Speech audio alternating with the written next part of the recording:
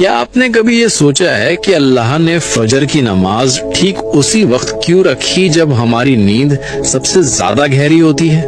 یا عصر کی نماز عین اسی وقت کیوں فرض کی گئی جب ہمارے اندر دن بھر کی تھکاوٹ، چڑچڑاپن اور غصہ اپنے عروج پر ہوتا ہے؟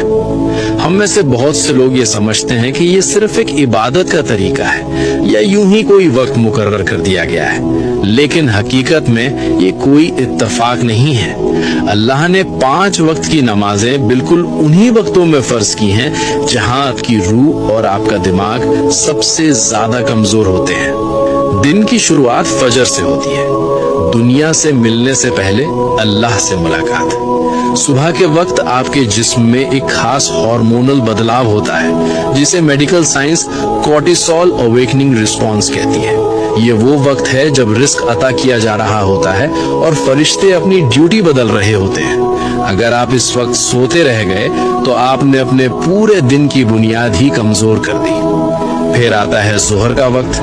دن کے بیچ میں جب آپ کام کر رہے ہوتے ہیں تو آپ کے جسم کا انرجی لیول گرنے لگتا ہے، فوکس ختم ہو جاتا ہے، دماغ تھکنے لگتا ہے اور انسان غلط فیصلے کرنے لگتا ہے۔ ظہر کی نماز آپ کے دماغ کے لیے اللہ کی طرف سے ایک پرفیکٹ نیورولوجیکل ریسیٹ ہے۔ یہ آپ کے دماغی بوجھ کو ختم کر کے آپ کی توجہ کو دوبارہ بیلنس کرتی ہے۔ اب بات کرتے ہیں عصر کی، جسے جذباتی کمزوری کا وقت کہا گیا ہے۔ شام سے پہلے کے اس وقت میں انسان اکثر غصے میں ہوتا ہے، دوسروں پر بڑھاس نکالتا ہے اور سب سے زیادہ غلطیاں کرتا ہے۔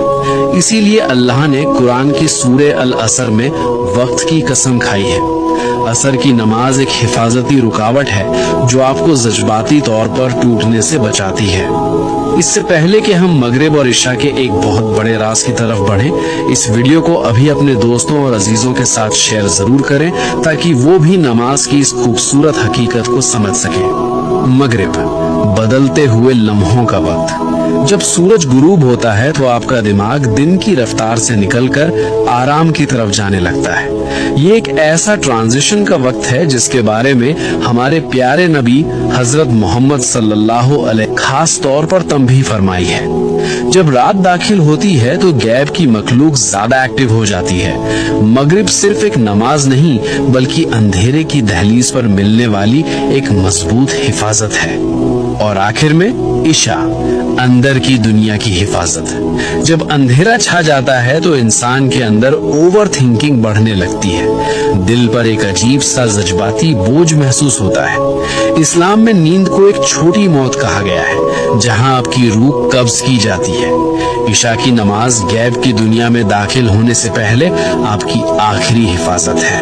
یاد رکھیے، جب آپ کوئی نماز چھوڑتے ہیں تو آپ صرف ایک فرض نہیں چھوڑتے بلکہ آپ وہ خاص لمحہ کھو دیتے ہیں جو خالق نے آپ کو سنبھالنے اور سکون دینے کے لیے بھیجا تھا۔ یا اللہ ہم سب کو اور ہماری نسلوں کو 5 وقت کی نماز قائم کرنے والا بنا دے۔ کامنٹس میں ایک بار دل سے آمین ضرور لکھیں۔